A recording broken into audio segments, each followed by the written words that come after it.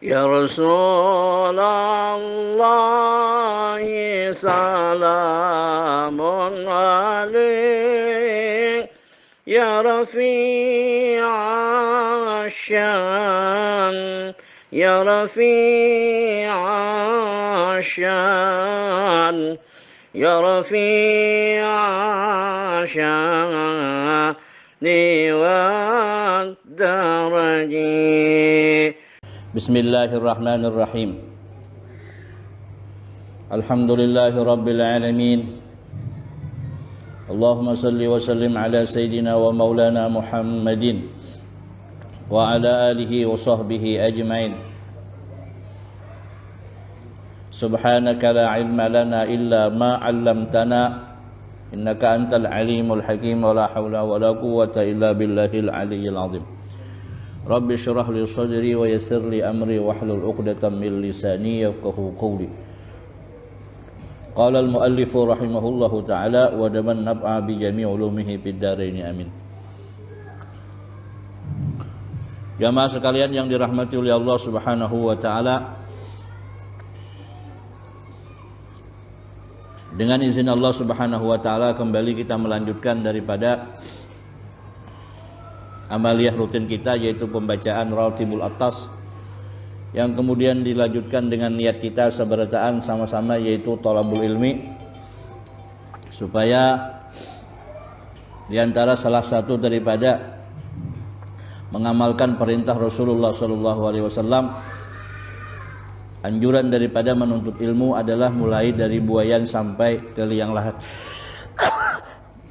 Nah, mudah-mudahan seumur hidup kita selalu di dalam talabul ilmi, dan mudah-mudahan pula apa yang menjadi amaliyah kita dijadikan oleh Allah Subhanahu wa taala sebagai amal ibadah yang diterima dan diridai, diberikan keberkahan kepada kita dunia dan akhirat. Amin ya rabbal alamin.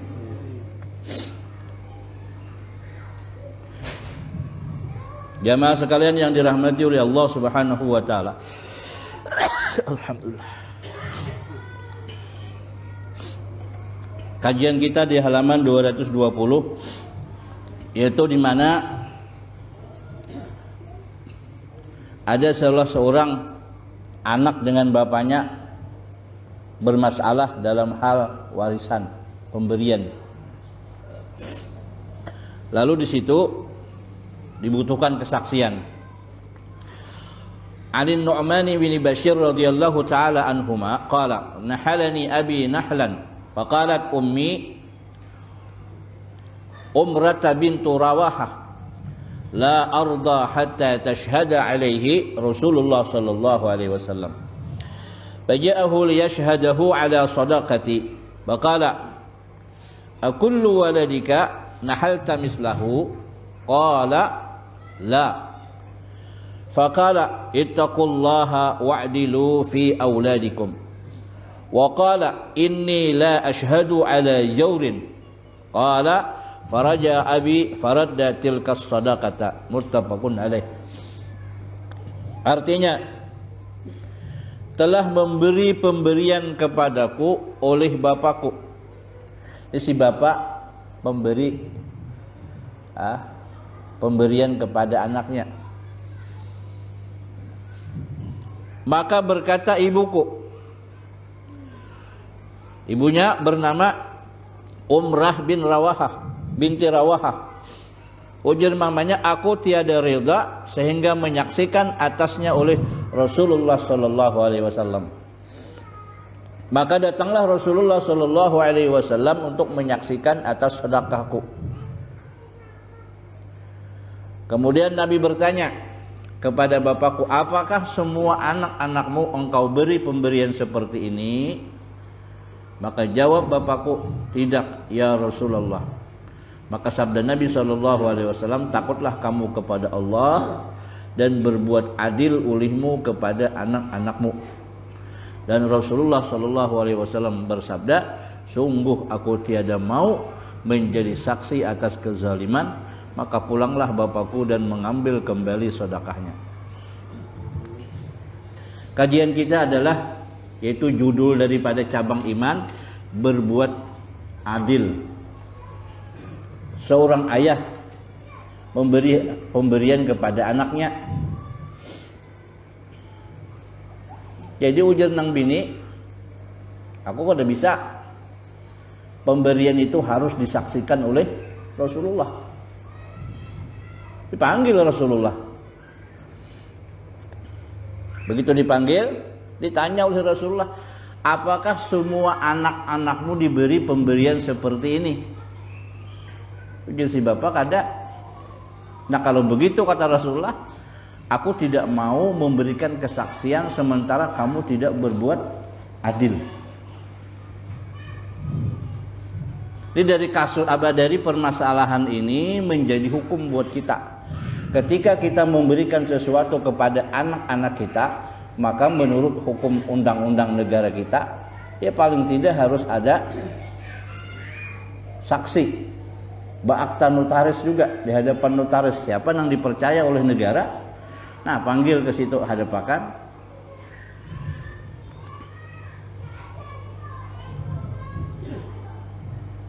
Besi anak 5, saikung aja diberi 4 kada. Ya kada boleh. Kada boleh. Diberi beritaan.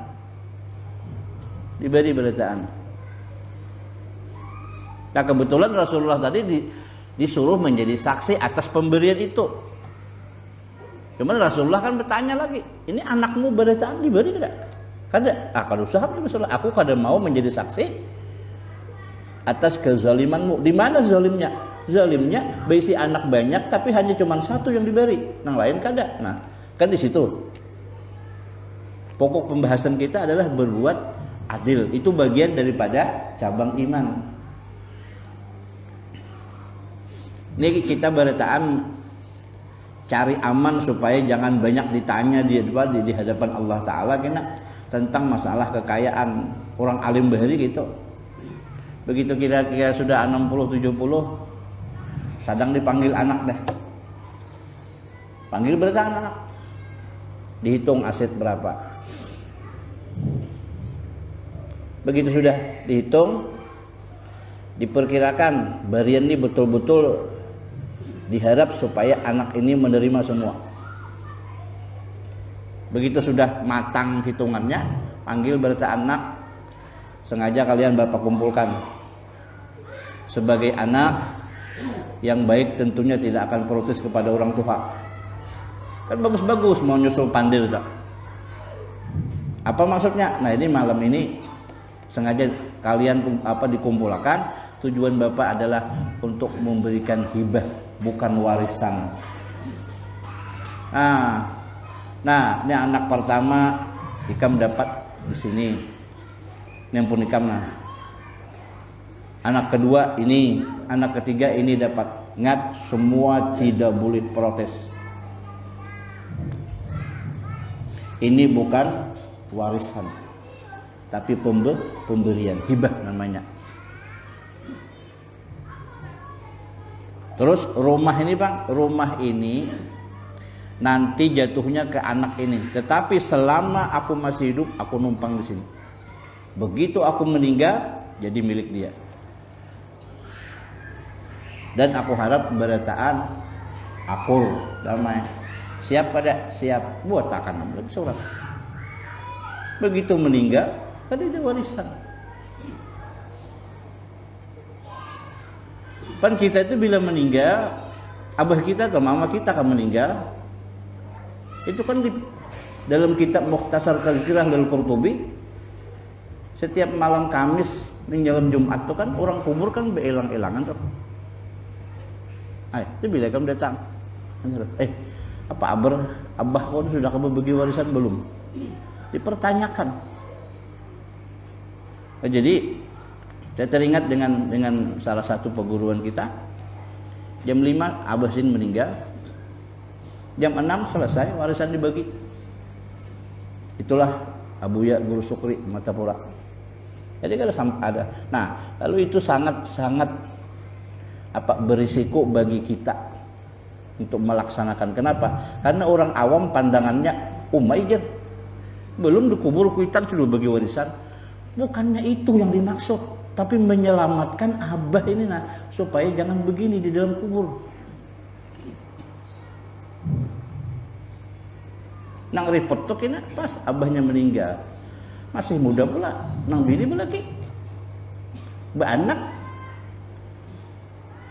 pas meninggal kena, nang bini pulang, anak lo berabut ujung anak tadi dulu, entah ampun mama kok, ampun abahku beri, abah kan datang kada bawa apa-apa. Nah, itulah yang terjadi di masyarakat, diantaranya seperti itu. Jadi harus diselesaikan. Jadi pemberian, intinya pemberian tadi harus ada disaksikan oleh orang yang berwenang. Zaman dahulu adalah Rasulullah, tetapi Rasulullah berlaku adil.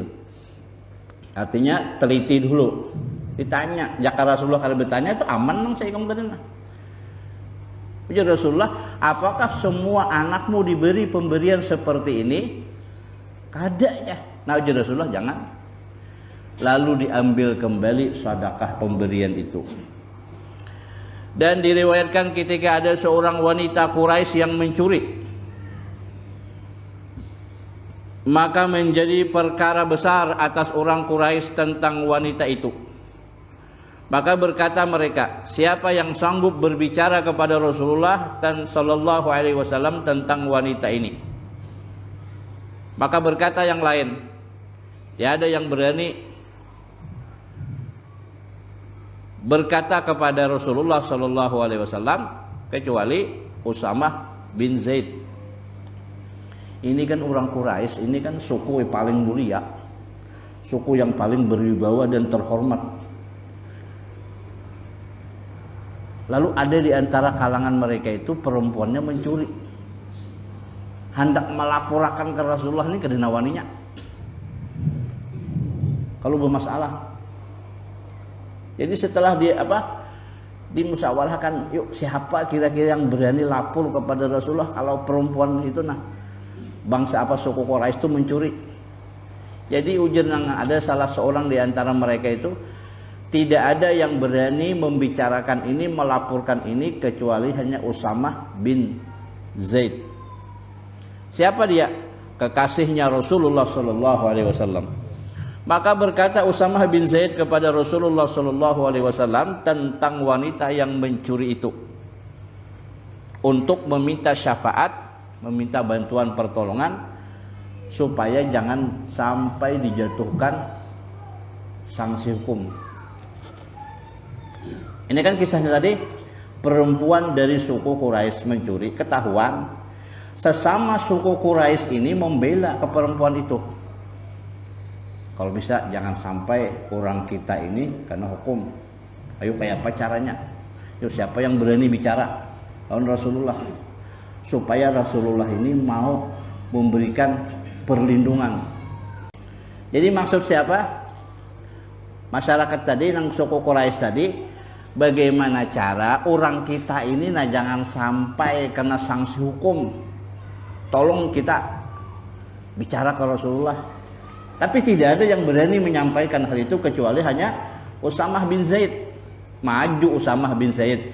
Tujuannya adalah menyampaikan kepada Rasulullah, wahai Rasulullah, ini orang kita jangan bahasa kita ini uluh kita teh. Orang kita nih labuh mencuri, cuman mau sampai ketahuan dipotong tangan, malu bah suku kita Quraisy nih. Coba bah, pian kan Rasulullah, kalau pian bersuara pasti orang linawaninya. Nah, apa kata Rasulullah? Maka menjawab Rasulullah sallallahu alaihi wasallam, "Atashfa'u fi haddin min hududillahi ta'ala." Apakah kamu minta syafaat, maksudnya pertolongan, bantuan kepadaku tentang had. Had ini artinya hukuman daripada hukum-hukum Allah Ta'ala. Ujar Rasulullah, bubuhan ikam itu hendak minta bantuan lawan aku supaya aku ini tidak melaksanakan hukum Allah Ta'ala, karena ini suku kita, karena ini keluarga kita. Kayak itu kah? Maka Rasulullah tidak mau melaksanakan ataupun memberikan bantuan makhah, sampai akhirnya dalam salah satu riwayat, lau anna Fatimata sarakat, andai kata Fatimah itu mencuri anakku seorang ya Rasulullah, laqata'tu yadaha, pasti akan aku potong tangannya. Ini artinya apa? Keadilan Rasulullah sallallahu alaihi wasallam. Kemudian Nabi sallallahu alaihi wasallam naik berkhutbah dan sabda Nabi sallallahu alaihi wasallam, innama ahlaka man qablakum annahum kanu idza saraqa fihimus syarifu tarakuhu wa idza saraqa fihimud dhaifu aqamu alaihi al-hadd wa aymullah law anna Fatimata binta Muhammadin sallallahu alaihi wasallam sarakat laqata'tu yadaha. Artinya sesungguhnya telah binasa orang-orang sebelum kamu itu karena apabila telah mencuri daripada mereka oleh orang yang mulia, orang berpangkat, orang terhormat, apabila mencuri mereka akan meninggalkannya kada diberi sanksi hukum. Kenapa? Karena orang yang mulia. Maksudnya orang mulia di sini paling kada kan anak pejabat kah, atau anak bupati kah, anak gubernur kah mencuri. Siapa nawani? Umpamanya kan seperti itu. Orang yang berpangkat mencuri, tarakuhu, mereka tidak melaksanakan hukum, tidak memprosesnya. Dan apabila telah mencuri daripada mereka oleh orang yang lemah, orang rendahan, rakyat biasa mencuri, gara-gara susu aja sekaling 5 tahun 2 tahun hukumannya. Benar. Maka mereka akan melaksanakan hadnya atau hukumannya. Demi Allah, seandainya Fatimah binti Muhammad sallallahu alaihi wasallam mencuri, maka niscaya aku akan potong tangannya. Dan sabda Nabi sallallahu alaihi wasallam, idza kanat indar rajuli imra'atani falam ya'dil bainahuma jaa yaumul qiyamati wa shiqquhu saqitun, rawahu Tirmizi. Ini orang nang beisi bini 2 kah 3 kah, apabila kada berbuat adil, maka di akhirat kena miring berjalan singgang. Hati-hati. Jadi gampang aja mengetahui kena di akhirat tujuh lakai. Asal pina miring sebelah nah atau itu tuh beheri bini 2 tapi kada beres tak. Beheri ada bilang kepada laman situ menceramah, ada orang meninggal baka karasan meletakkan tangan tuh nah, orang meninggal tak, lalu hendak dikain kapani, ujar nang orang kampung situ, nang kiri di atas, ujar kita kada, di agama kan disuruh nang kanan di atas, kada aja, ini orang mati itu harus berbeda daripada nang hidup, akal dibawa, lah aturan agama kan, nah nang kanan di atas mah, ya kada. Kami sudah seumuran kayak ini aja. Jadi ujarku kena bila di akhirat tuh ada nang tangan kiri di atas tuh bebuan non sana tuh.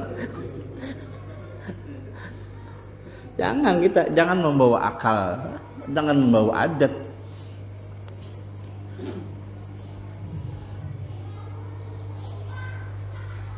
Kenapa jadi orang mati itu maka dimandii? Mun halabiun nyaman bener jawabannya. Nya dok mandi seorang. Ini mandii. Kenapa jadi dimandii? Karena setiap apapun benda yang meninggal itu kan menjadi najis.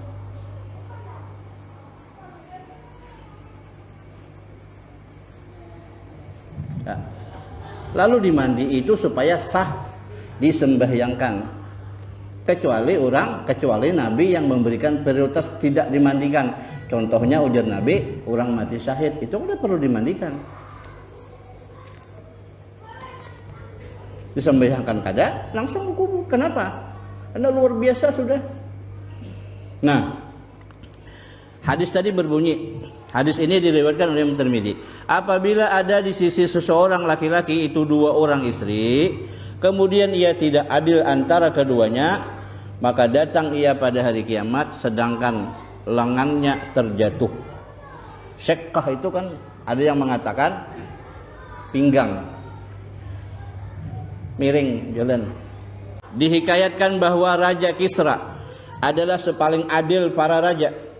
Maka ada seorang laki-laki membeli satu buah rumah daripada orang lain. Maka didapatnya di dalam tanah yang ia beli itu satu simpanan. Ini di zaman Raja Kisra, ada salah seorang warganya membeli tanah, sebidang tanah, sebuah rumah. Rumah itu sudah tua. Maka di dalam tanahnya itu rupanya ada tersimpan peti berisi apa? Berisi emas.